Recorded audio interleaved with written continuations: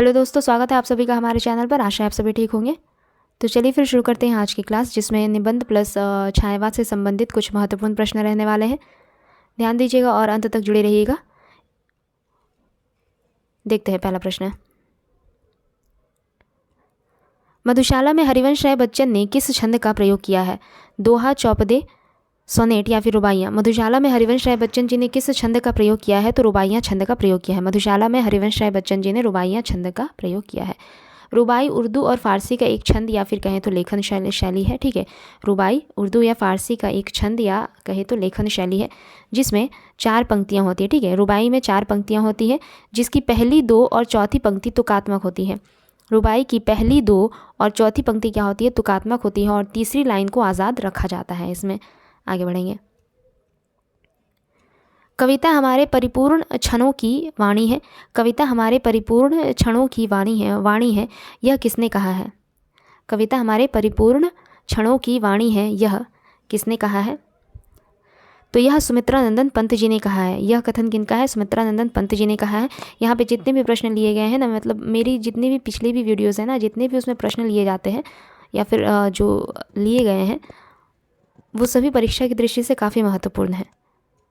ठीक है, ऐसे वैसे प्रश्न नहीं रहते हैं हमारी वीडियोज़ में, इसलिए पूरी वीडियो ज़रूर देखा करें। चलिए फिर देखते हैं आगे। कविता हमारे परिपूर्ण क्षणों की वाणी है, यह किसने कहा है? तो यह सुमित्रानंदन पंत जी ने कहा है। सुमित्रानंदन पंत जी की कुछ महत्वपूर्ण कृतियाँ जिससे संबंधित प्रश्न बनते हैं। ठीक है, इन कृतियों से संबंधित प्रश्न बनते हैं, इसलिए मैंने इन कृतियों को लिया है, जैसे ग्रंथि, गुंजन, ग्राम्या, युगांत, स्वर्ण किरण, स्वर्णधूलि, कला और बूढ़ा चांद, लोकायतन, चिदम्बरा, सत्यकाम। ठीक है, ये सुमित्रानंदन पंत जी की कुछ महत्वपूर्ण कृतियाँ हैं। ग्रंथि, गुंजन, ग्राम्या, युगांत, स्वर्ण किरण, स्वर्णधूलि, कला और बूढ़ा चांद, लोकायतन, चिदम्बरा, सत्यकाम। आगे बढ़ेंगे। दुख ही जीवन की कथा रही, क्या कहूँ आज जो नहीं कही। यह पंक्तियाँ किस कविता से उद्धृत है? दुख ही जीवन की कथा रही, क्या कहूँ आज जो नहीं कही। यह पंक्तियाँ किस कविता से उद्धृत है? तो सरोज स्मृति नामक कविता से उद्धृत है ये पंक्ति, जो कि निराला द्वारा रचित है। ठीक है, सरोज स्मृति किनकी रचना है? तो निराला की रचना है।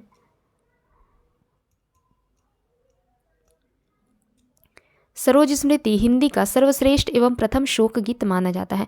सरोज स्मृति हिंदी का सर्वश्रेष्ठ एवं प्रथम शोक गीत माना जाता है। निराला द्वारा रचित अन्य प्रमुख कृतियाँ जिनसे संबंधित प्रश्न बनते हैं, जैसे तोड़ती पत्थर, भिक्षुक, पंचवटी प्रसंग, बादल राग, राम की शक्ति पूजा, जूही की कली। ठीक है, ये सभी क्या है? इनकी महत्वपूर्ण कृतियाँ हैं, सूर्यकांत त्रिपाठी निराला की। किस विकल्प में रचना और उसका प्रकाशन वर्ष सही नहीं है? निम्न में से कोई एक ऐसा विकल्प है जो सही नहीं है। ठीक है, रचना और प्रकाशन वर्ष की दृष्टि से। तो जूही की कली का प्रकाशन वर्ष रहा आपका 1916 सही है। ठीक है, जूही की कली का प्रकाशन वर्ष 1916 सही है। जूही की कली के रचयिता कौन रहे? निराला जी। युगांत 1936, ये भी सही है। युगांत के रचयिता रहते हैं सुमित्रानंदन पंत जी। कामायनी 1938 देखते हैं। यामा 1940, यामा की रचयिता कौन रहती हैं? तो महादेवी वर्मा, और ये भी सही है। तो सही कौन सा नहीं है? कामायनी 1938। कामायनी का प्रकाशन वर्ष 1938 नहीं है। कामायनी का प्रकाशन वर्ष 1938 नहीं है। क्या है इसका प्रकाशन वर्ष? तो 1935। ठीक है, 1935, जो कि जयशंकर प्रसाद जी द्वारा रचित है। ठीक है, 1935। आगे बढ़ेंगे।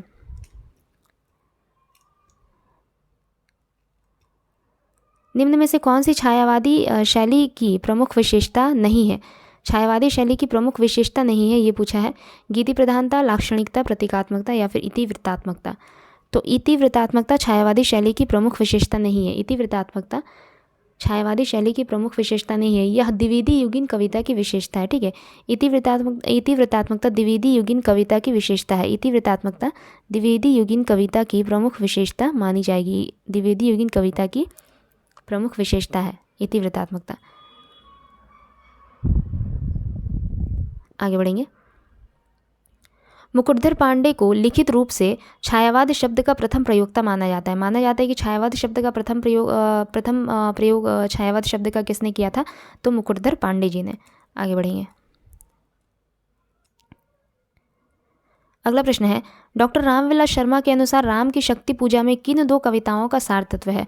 डॉक्टर रामविलास शर्मा के अनुसार ये बोला जा रहा है। ठीक है, डॉक्टर रामविलास शर्मा के अनुसार राम की शक्ति पूजा, जो कि निराला द्वारा रचित है, इसमें किन 2 कविताओं का सार तत्व देखा जाता है। तुलसीदास और जागो फिर एक बार, सरोज स्मृति और जागो फिर एक बार, सरोज स्मृति और बादल राग, तुलसीदास और सरोज स्मृति, इन 2 कविताओं का सार तत्व देखा जाता है राम की शक्ति पूजा में। किन के अनुसार?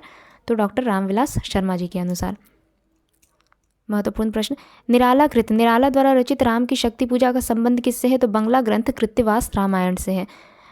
निराला ग्रंथ राम की शक्ति पूजा, निराला द्वारा रचित राम की शक्ति पूजा का संबंध किस ग्रंथ से है? तो बंगला ग्रंथ कृत्तिवास रामायण से है।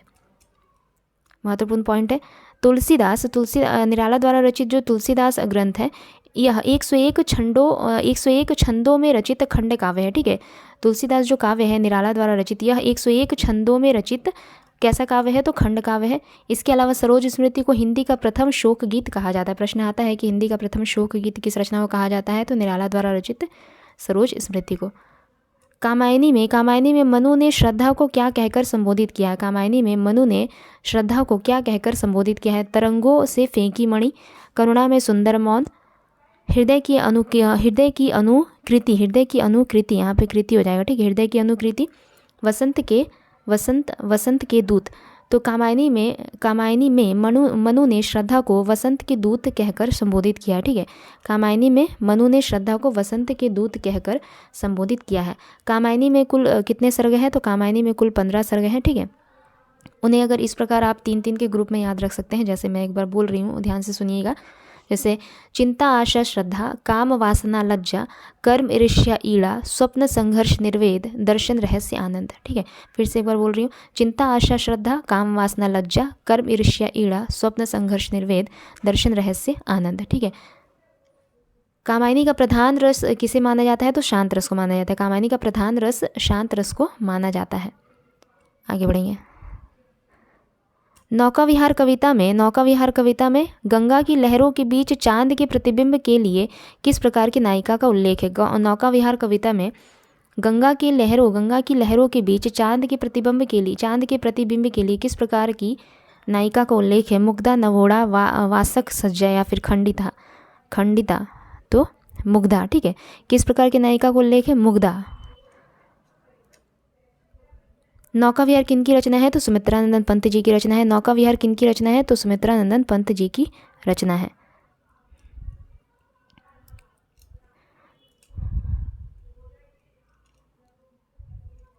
रचयिता कौन रहे? सुमित्रानंदन पंत जी।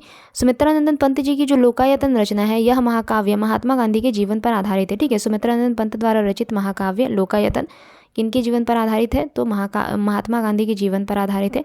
इसके अलावा सुमित्रानंदन पंत जी की कुछ महत्वपूर्ण कृतियाँ ग्रंथि, गुंजन, ग्राम्या, युगांत, स्वर्ण किरण, स्वर्णधूलि, कला और बूढ़ा चांद, लोकायतन, चिदम्बरा, सत्यकाम। चिदम्बरा के लिए इन्हें ज्ञानपीठ पुरस्कार से भी नवाजा जा चुका है। चिदम्बरा के लिए सुमित्रानंदन पंत जी को ज्ञानपीठ पुरस्कार से भी नवाजा जा चुका है। निम्न में से कौन कौन से कवि उत्तर छायावाद से संबंध है? निम्न में से कौन कौन से कवि उत्तर छायावाद से संबंध है? रामनरेश त्रिपाठी, रामेश्वर शुक्लांचल, बालकृष्ण शर्मा नवीन या फिर भारत भूषण अग्रवाल। तो बालकृष्ण शर्मा नवीन और रामेश्वर शुक्लांचल। बालकृष्ण शर्मा नवीन और रामेश्वर शुक्लांचल ये दोनों ही उत्तर छायावाद से संबंधित रचनाकार रहे। ठीक है, ये दोनों ही उत्तर छायावाद से संबंधित रचनाकार रहे। जबकि रामनरेश त्रिपाठी ये द्विवेदी मंडल के बाहर, ठीक है, द्विवेदी मंडल के बाहर वह दूसरे स्वच्छंदतावादी कवि रहे। रामनरेश त्रिपाठी द्विवेदी मंडल के बाहर या फिर कहें तो दूसरे स्वच्छंदतावादी कवि रहे। और भारत भूषण अग्रवाल प्रयोगवादी कवि हैं। भारत भूषण अग्रवाल क्या है? प्रयोगवादी कवि है। भारत भूषण अग्रवाल प्रयोगवादी कवि रहे। ठीक है, प्रयोगवादी कवि रहे भारत भूषण अग्रवाल। आगे बढ़ते हैं। ठीक है, या फिर कहें तो रामनरेश त्रिपाठी पूर्व छायावाद युग के कवि माने जाते हैं। ठीक है, आगे बढ़ेंगे। हिंसानल से शांत नहीं होता हिंसानल, इस वाक्य का संबंध किस काव्य रचना से? हिंसानल से शांत नहीं होता हिंसानल, इस वाक्य का संबंध किस काव्य रचना से है? तो उन्मुक्त काव्य रचना से है। हिंसानल से शांत नहीं होता हिंसानल, यह जो वाक्य है इसका संबंध किस काव्य रचना से है? तो उन्मुक्त काव्य रचना से है, जिसके रचयिता कौन रहते हैं? सियाराम शरण गुप्त। ठीक है, उन्मुक्त काव्य के रचयिता कौन रहे? तो सियाराम शरण गुप्त, सियाराम शरण गुप्त। ठीक है, रामधारी सिंह दिनकर को अधैर्य का कवि तथा डिप्टी राष्ट्र का कवि, साथ ही ओज और पौरुष का कवि कहा जाता है। रामधारी सिंह दिनकर को ओज और पौरुष का कवि, अधैर्य का कवि, साथ ही डिप्टी राष्ट्र कवि भी कहा जाता है। मैथिली शरण गुप्त जी को हरिगीति का छंद का बादशाह कहा जाता है। मैथिली शरण गुप्त जी को हरिगीति का छंद का बादशाह कहा जाता है। आगे बढ़िए।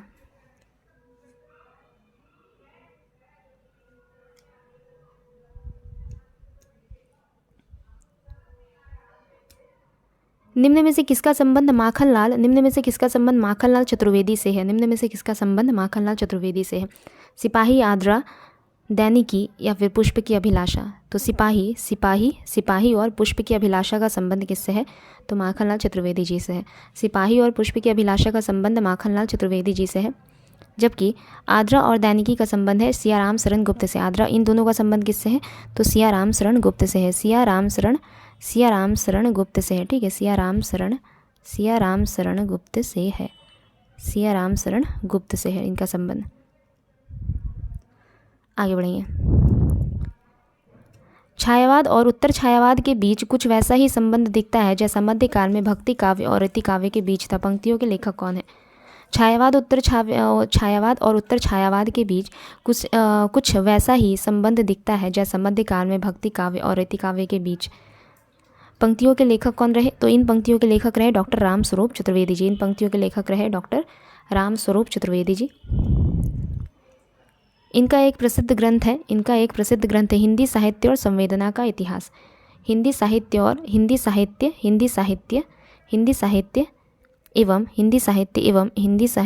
संवेदना का इतिहास।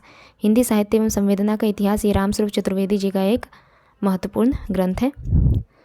मौर्य विजय किसकी रचना है? मौर्य विजय किनकी रचना है? मैथिली शरण गुप्त, सियाराम शरण गुप्त। तो मौर्य विजय सियाराम शरण गुप्त की रचना है।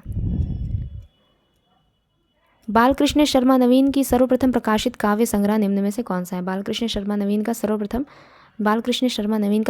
प्रकाशित काव्य संग्रह निम्न में से कौन सा है? तो कुमकुम। ठीक है, कुमकुम, ये बालकृष्ण शर्मा नवीन द्वारा रचित काव्य संग्रह है, जो कब प्रकाशित हुआ? तो सन 1939 ईस्वी में। ठीक है, सन 1939 ईस्वी में इसका प्रकाशन होता है।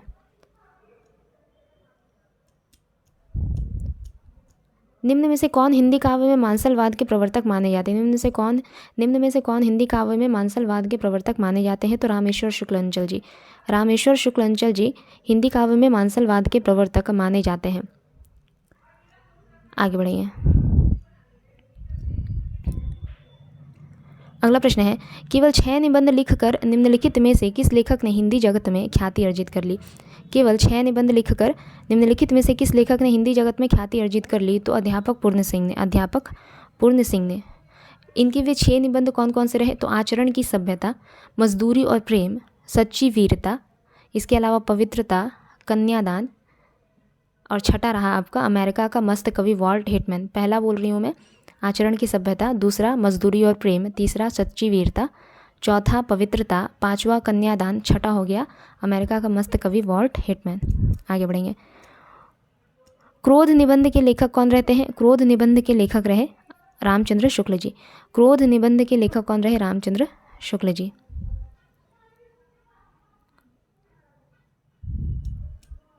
रामचंद्र शुक्ल जी के निबंधों का संकलन किस नाम से प्रकाशित हुआ? रामचंद्र शुक्ल जी के निबंधों का संकलन किस नाम से प्रकाशित होता है? तो चिंतामणि। रामचंद्र शुक्ल जी के निबंधों का संकलन चिंतामणि नाम से प्रकाशित होता है, जो 4 भागों में विभाजित है। ठीक है, यह कितने भागों में विभाजित है? चिंतामणि तो 4 भागों में, चिंतामणि 4 भागों में विभाजित है। आगे बढ़ेंगे। सदाचार का ताबीज़ के लेखक कौन है? सदाचार का ताबीज़ के लेखक कौन रहते हैं? हरिशंकर परसाई जी। सदाचार का ताबीज़ के लेखक रहे हरिशंकर परसाई जी। शिरीष के फूल नामक रचना की विधा क्या है? शिरीष के फूल नामक रचना की विधा है ललित निबंध। यह क्या है? एक ललित निबंध है। शिरीष के फूल एक ललित निबंध है। किनके द्वारा रचित है? यह किनके द्वारा रचित है? तो हजारी प्रसाद द्विवेदी जी की रचना है यह, ठीक है। शिरीष के फूल हजारी प्रसाद द्विवेदी जी की रचना है। शिरीष के फूल हजारी प्रसाद द्विवेदी जी की रचना है। आगे बढ़ेंगे। इनमें स्वातंत्र्योत्तर हिंदी व्यंग्यकार नहीं है। स्वातंत्र्योत्तर हिंदी व्यंग्यकार निम्न में से कौन नहीं है? रविंद्रनाथ त्यागी, श्रीलाल शुक्ल, नरेंद्र कोहली, बाल मुकुंद गुप्त। तो बाल मुकुंद गुप्त जी स्वातंत्र्योत्तर हिंदी व्यंग्यकार नहीं है। बाल मुकुंद गुप्त स्वातंत्र्योत्तर हिंदी व्यंग्यकार नहीं है, ठीक है, बल्कि ये द्विवेदी युगीन व्यंग्यात्मक निबंधकार है। बाल मुकुंद गुप्त जी द्विवेदी युगीन व्यंग्यात्मक निबंधकार है। बाल मुकुंद गुप्त जी द्विवेदी युगीन, बाल मुकुंद गुप्त जी द्विवेदी युगीन व्यंग्यात्मक निबंधकार है, ठीक है। द्विवेदी युगीन, द्विवेदी युगीन, द्विवेदी युगीन व्यंग्यात्मक निबंधकार है। आगे बढ़ते हैं। निम्न में से कौन सा सुमेलित है? निम्न में से कौन सा सुमेलित है? बकलम खुद निर्मल वर्मा, मेरे राम का मुकुट भीग रहा है कुबेरनाथ राय, गलत है ये। आस्था के चरण डॉक्टर नगेंद्र, ये सही है, ठीक है। आस्था के चरण डॉक्टर नगेंद्र, ये सही सुमेलित है। बकलम खुद निर्मल वर्मा की रचना नहीं है, तो फिर ये किन की रचना है? डॉक्टर नामवर सिंह की। बकलम खुद नामवर सिंह की रचना है, ठीक है। बकलम खुद किन की रचना है? तो नामवर सिंह जी की रचना है। बकलम खुद नामवर सिंह जी की रचना है। मेरे राम का मुकुट भीग रहा है किन की रचना है? विद्यानिवास मिश्र। मेरे राम का मुकुट भीग रहा है किन की रचना है? विद्यानिवास मिश्र। मेरे राम का मुकुट भीग रहा है विद्यानिवास, मेरे राम का मुकुट भीग रहा है विद्यानिवास मिश्र जी, ठीक है। मेरे राम का मुकुट भीग रहा है विद्यानिवास मिश्र जी। विकलांग श्रद्धा का दौर किन की रचना है? विकलांग श्रद्धा का दौर हो गया आपका हरिशंकर परसाई जी। विकलांग श्रद्धा का दौर हो गया आपका हरिशंकर, विकलांग श्रद्धा का दौर हो गया हरिशंकर परसाई जी की रचना, ठीक है। हरिशंकर परसाई जी द्वारा रचित है विकलांग श्रद्धा का दौर। बकलम खुद नामवर सिंह, मेरे राम का मुकुट भीग रहा है विद्यानिवास मिश्र, विकलांग श्रद्धा का दौर हरिशंकर परसाई जी। आगे बढ़ेंगे। यदि गद्य कवियों या लेखकों की कसौटी है तो निबंध गद्य की कसौटी है, यह कथन किनका है? तो यह कथन है आचार्य रामचंद्र शुक्ल जी का। यह कथन है आचार्य रामचंद्र शुक्ल जी का। आगे बढ़ेंगे।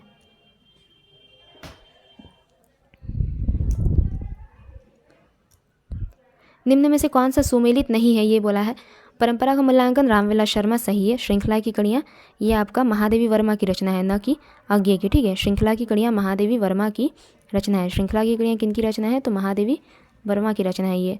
श्रृंखला की कड़ियाँ महादेवी वर्मा की रचना है, ठीक है। नया साहित्य नए प्रश्न नंदुलारे वाजपेयी, सही है। मिट्टी की ओर रामधारी सिंह दिनकर, ये भी सही है। बेकन के निबंधों का अनुवाद बेकन विचार रत्नावली नाम से किसने किया? बेकन के निबंधों का अनुवाद बेकन विचार रत्नावली नाम से किसने किया? तो महावीर प्रसाद द्विवेदी जी ने। महावीर प्रसाद द्विवेदी जी ने। बेकन के निबंधों का अनुवाद बेकन विचार रत्नावली नाम से किसने किया? महावीर प्रसाद द्विवेदी जी ने। नई कविता में मुक्त छंद निबंध के लेखक कौन है? नई कविता में मुक्त छंद निबंध के लेखक कौन है? नामवर सिंह, लक्ष्मीकांत वर्मा, रामस्वरूप चतुर्वेदी जी या फिर जगदीश गुप्त। तो रामस्वरूप चतुर्वेदी जी, रामस्वरूप चतुर्वेदी जी। नई कविता में मुक्त छंद के रचयिता रहे रामस्वरूप चतुर्वेदी जी। यमलोक की यात्रा निबंध के लेखक कौन है? यमलोक की यात्रा निबंध के लेखक प्रताप नारायण मिश्र, राधाचरण गोस्वामी, बद्रीनारायण चौधरी प्रेमघन, बाल मुकुंद गुप्त। राधाचरण गोस्वामी। यमलोक की यात्रा निबंध के लेखक रहे राधाचरण गोस्वामी, ठीक है। यमलोक की यात्रा राधाचरण गोस्वामी। विचारात्मक निबंधों की शैली होती है तरंग शैली, धारा शैली, समास शैली, व्यास शैली। तो विचारात्मक निबंधों की शैली कैसी होती है? तो धारा शैली। विचारात्मक निबंधों की शैली धारा शैली होती है, ठीक है, धारा शैली होती है।